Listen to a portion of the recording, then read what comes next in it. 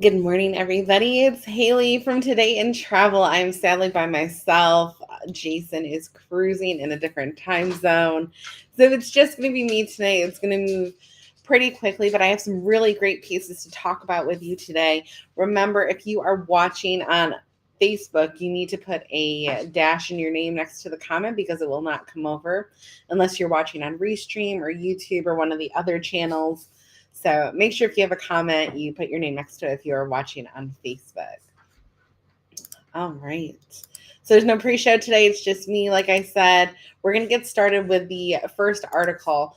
So Jetblue has posted a $57 million Q3 profit. This is 30% above where they were same period last year. It's a great news that travel's back, but man, if you think airline prices are high, that is sure to prove why they are high, because profits are starting to soar again. They are saying that their expenses rose during the same period last year, but this is a up overall 9.4% for them. So solid move on JetBlue.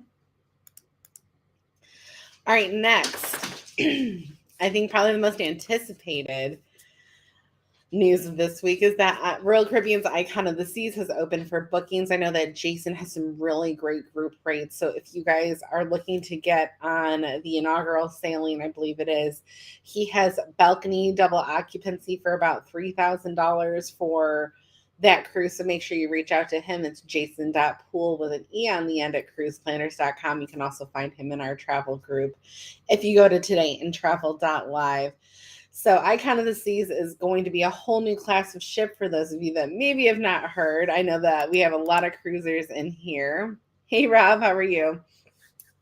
It is going to be bigger than Oasis class. And I don't know about you guys, but when I sit here and think about this ship, look at the renderings. Because, when you stand next to an Oasis class ship, it's a very, humbling moment with how massive it is. And to think of how big this ship's going to be, guys, I don't know about you, but I cannot believe it. I'm really excited to see the sweet neighborhood on this ship. I love that adults only pool area, the swim and tonic bar, the water parks. I'm just trying to envision how this is actually going to look. If you're going to be sailing on Icon of the Seas, or if you look, or if you are looking to do so, make sure you leave a comment and let us know which sailing you're doing, because there's a bunch of people in our group picking different sailings, and I'm sure some people would love to sail together. Oh boy, she's gonna be a big girl. All right, next, still in cruise news, we're going to talk about MSC.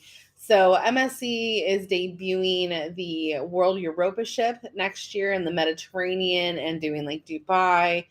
They are now launching a sister ship, which is MSC World America, that is going to be based out of the United States. Roughly in 2025 is when it's expected to come on over. The vessel's going to have over 2,600 cabins.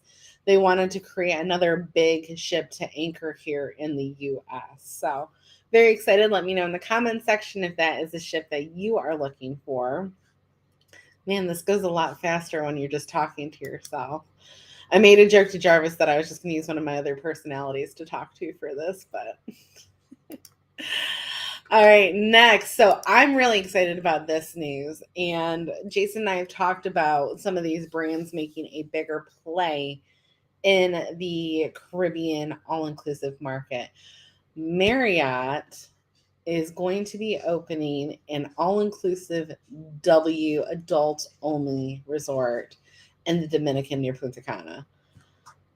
I hope you guys take some time to look at these renderings. I'm going to post it in the group.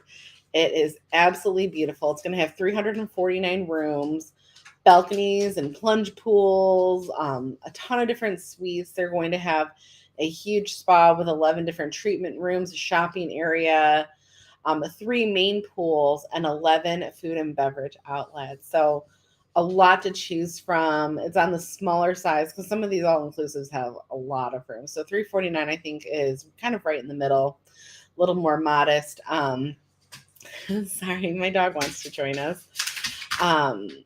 They're having a they're having Marriott's head chef develop the whole food and beverage program, because I know myself, I've done a couple all-inclusives for work, and the food's never completely blown me away, but Marriott has a very good reputation at creating some really wonderful restaurants. We don't have an official open date slated, but this comes right after they were going to buy a Mexico-based hotel chain, and that's kind of throttling at this moment. So this comes right after that. I'm very excited for it. Let's check the comment section.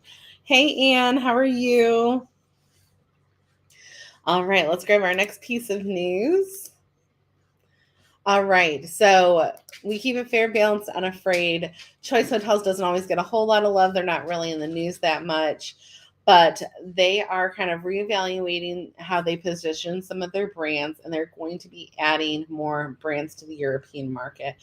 Choice doesn't really have as much of a presence over there, but the goal in the next 5 years is to double its portfolio size to have 100,000 rooms in the Europe area.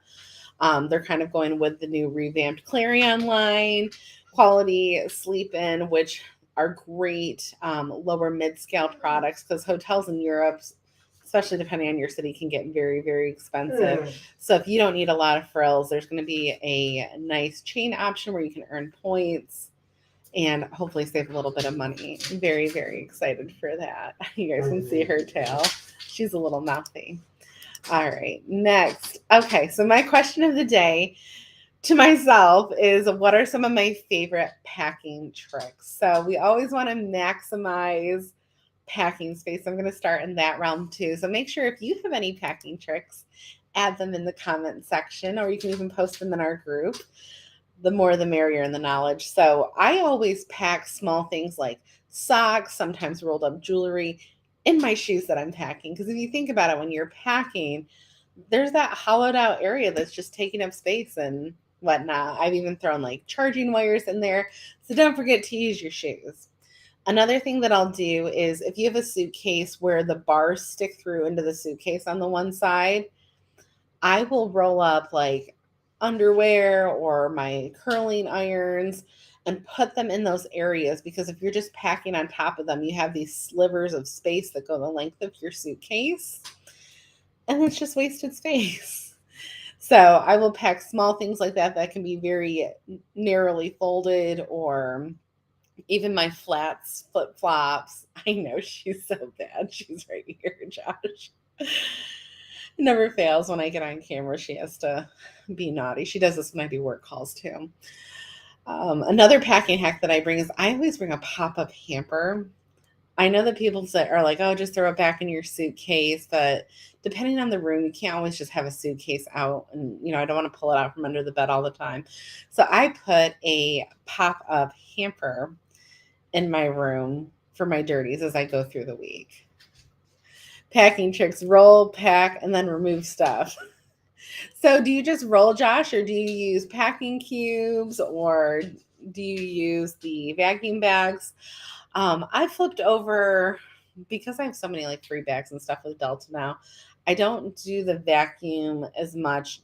Jeff does for some of his shirts, so that it gives him a little bit more space. But I tend to do packing cubes, and I will organize them sometimes by outfits. So I'll put outfits in packing cubes if I'm going to be in a place that doesn't have, kind of short term, that doesn't have a lot of storage space. Or I separate them out by category. And it's not really, I've never found them to be a super space saver, but it's more so organization on my part. Good morning. But yeah, I think that's kind of it for my packing hacks. If you guys want to pick my brain further, please ask, drop your tips in the comment section. The last thing I'm going to leave you is with a tip of the day. So a lot of you have asked me how, I go and find these cute little spaces, maybe that aren't typical destination spots in different cities or destinations. And honestly, my secret is Instagram with a little bit of YouTube.